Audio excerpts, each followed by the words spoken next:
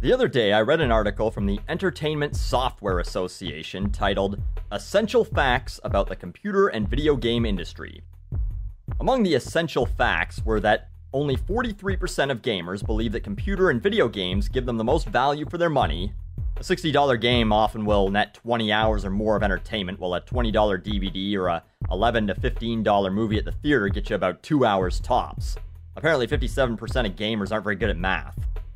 Also, 45% of gamers are female, and according to this survey, 19% of all games played online are casual or social games, while 34% are puzzle, board games, game show, trivia, or card game type games, which most gamers would tell you that should fall under casual or social as well. And 43% of these so-called gamers are using their smartphones. Something tells me if you didn't count smartphone usage or casual games as actual games, that percentage of gamers who are female would drop quite a bit.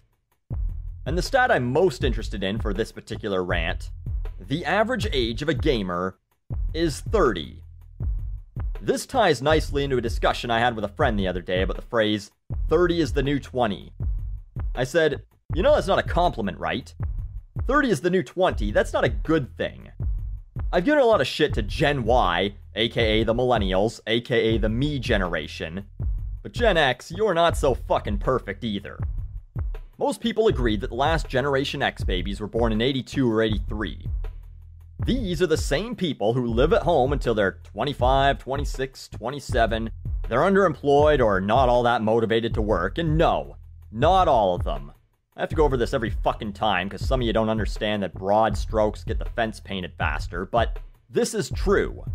People are living at home longer, and trying to hold on to their youth for longer too, and I would suggest that this isn't a good thing necessarily. I know, I was one of them, and technically I still am.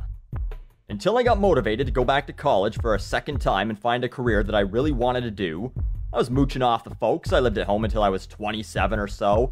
I saved a lot of money this way, but think about the baby boomer generation before Gen X. Think about your parents. By the time my parents were 30, they had careers, a house, a shitty kid that would grow up to be a semi-well-known asshole on the internet. They did grown-up things like work extra hours from home, read to their shitty kids so he wouldn't be a fucking drooler when he grew up, cook for more than just themselves. They had a family, responsibilities, and sure, we had a pretty good-sized VHS collection for the time, so I'm gonna guess they enjoyed a movie once in a while. I'm not saying people in their 30s didn't have any fun back then, but they weren't fucking around on a toy for 6 hours a day. Bitch about that statement all you want. I'm not saying a video game is a children's toy, but they make toys for adults now because adults are essentially larger kids. And again, I'm including myself in this too. And if you're gonna say, whatever, I'm an adult, I play video games, I just only play for an hour a day. No, you don't. Stop fucking lying to me and yourself. What game are you playing that you only play for an hour a day? A shitty one, I'm guessing. I'm closing in on 32, and like many 30-year-olds, I have pretty much no responsibility outside of work. No kids, no wife, no mortgage. I'm not looking forward to my son or daughter's next birthday. I'm looking forward to the release of Grand Theft Auto 5. And even the people in their 30s with a kid. I've met people who have kids that still go out every fucking weekend. My parents never went out. I mean, maybe once in a while, but they stayed in and looked after their fucking kids. Nowadays, parents just pawn them off on their parents or whoever and feel like they should be entitled to still do whatever they want with their lives. You had a kid. For the next 13 or so years until the kid can look after itself a bit more, your life is supposed to be their life. And all that is why 30 is the new 20. Because we don't have anything actually important to do. Or just decided that we didn't actually want to grow up. And you can blame whoever you want. The fact that 30-year-olds can't afford houses like our parents did. The fact that jobs suck now. That parents wanted what was best for their kid too much to push them out of the house at 18 like their parents did. So fewer people are forced to make it on their own. People think that 30 is the new 20 means that 30-year-olds are younger in spirit, healthier, still full of hope. But what 30 is the new 20 really means is 30-year-olds are acting like a bunch of fucking 20-year-olds. 30 is pretty well fucking middle age. I mean, we really associate 40 to 50 as middle aged, but let's face it. Look at the way we eat with all that fast food and processed shit.